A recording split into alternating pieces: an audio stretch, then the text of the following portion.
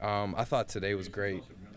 Right away, I was challenged with pitching out of the stretch, which I talked about being quicker. Accomplished that goal. Executed some pitches out of the stretch. You know, got out of a little first and third situation in the first inning. Our defense obviously is always great, which helps. Cabrera made a nice little leap and play. Elmore made a nice play up the middle.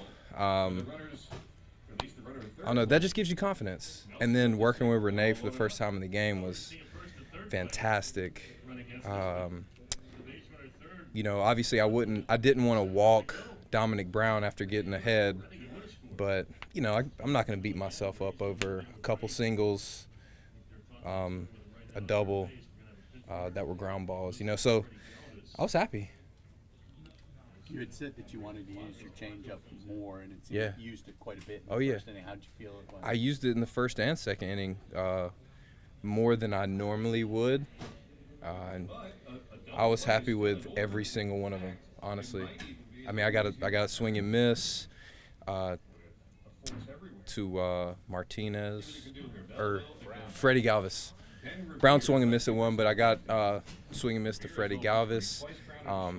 They capped a few, and from the side, my teammates couldn't tell whether it was a slider or changeup. So to me, that's good, because that means it's going straight down. I'm getting what I want out of it. So honestly, I gave up a run, but I'm happy overall.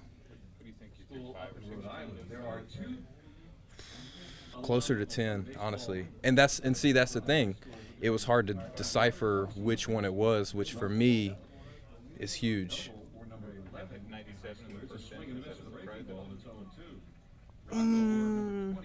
Not really.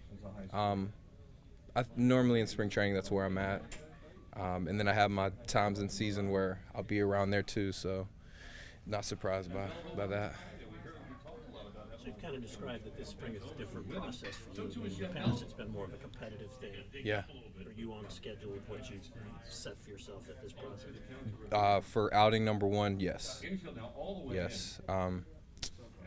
Like Topkin said, I threw too many pitches, but but you know, I'm not trying to beat myself up over, you know, a few extra pitches whenever there were so many that I executed, even if they were balls, you know, quality pitches down in the zone or changeups that were, you know, down that I'm trying to get a swing and miss, but they're balls.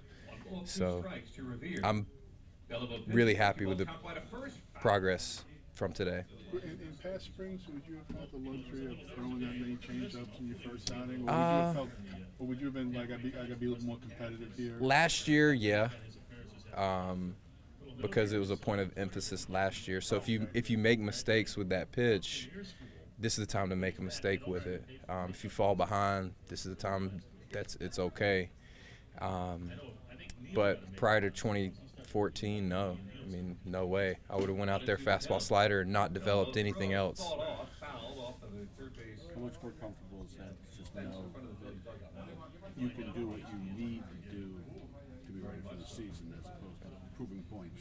It's nice, but, I mean, I'm still competing and trying to prove not to the world but to myself what I'm capable of, because I'm going to need to use all of my pitches in different situations. And today, right out of the gate, I was first and third with 2 outs with a good left-handed batter and Grady Sizemore up. So to have that right away and then lead off double, to have that challenge right away and be so close from getting out of it. Is that even something you would approach differently? That you're sort of happy for the challenge in a way? Oh, yeah. Whereas 2 years ago, yeah, I mean, anytime you're challenged, whether you win or lose, you grow.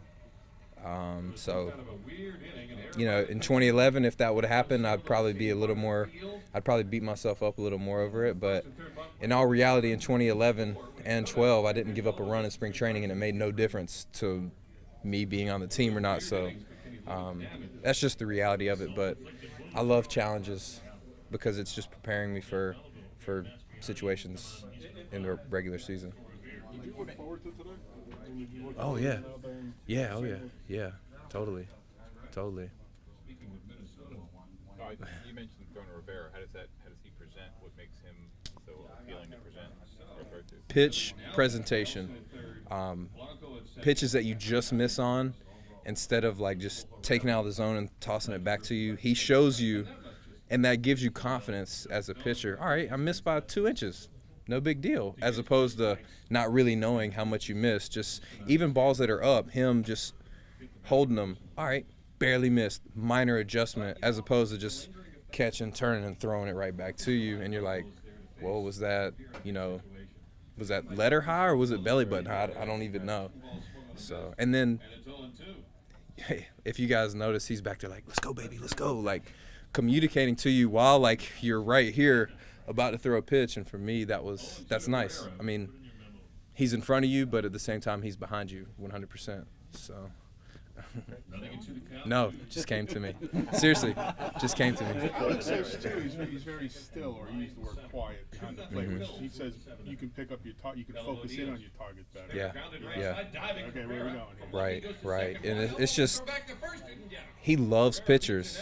Like, he is always, check him out tomorrow. He'll be over here at some point in the morning talking, chatting, not always about baseball, just trying to get to know us on a personal level, because, Cobb, a fiery individual, he has to approach him more than somebody like Odorizzi, who's more chill, or Boxberger, who's, more chill. So he's trying to get to know us, because this game is, people say, whatever Yogi Berra said, this game is 100% mental, because I've said this before, but the mental stimulates the physical. So it starts as a mind game, and he's trying to get to know our psychology, because he's trying to maximize who we are as a pitcher, as an individual.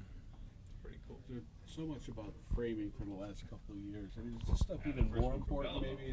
Oh yeah. Because framing is like a couple pitches a game. It's huge. It's huge. I mean, if you go look at the numbers, I've read a study, like the shift from a 1-1 count to a 1-2 or a 2-1, drastic shift in slugging percentage. I read that hitters as a whole in a 2-1 situation slug like Mike Stanton or Giancarlo Stanton, and in a 2-1 2-1 they slug like Giancarlo. In 1-2 they slug like Ichiro, which he's a great base hitter, but his slugging percentage isn't high because he's not getting as many extra base hits. So it's, I mean, that shift, and if a man's on second base and you're facing, choose whatever premier home run hitter we have in our league, you're facing that guy, and you get 1-2 as opposed to 2-1, huge, because that's the game a lot of times right there. We talk a lot about having a bad game, but really it all boils down to individual pitches. You hang that one slider with men on second and third, that's 3 runs, as opposed to walking away with 0 if you just execute the pitch. So it's really nice to have the count in your favor. Thanks, guys.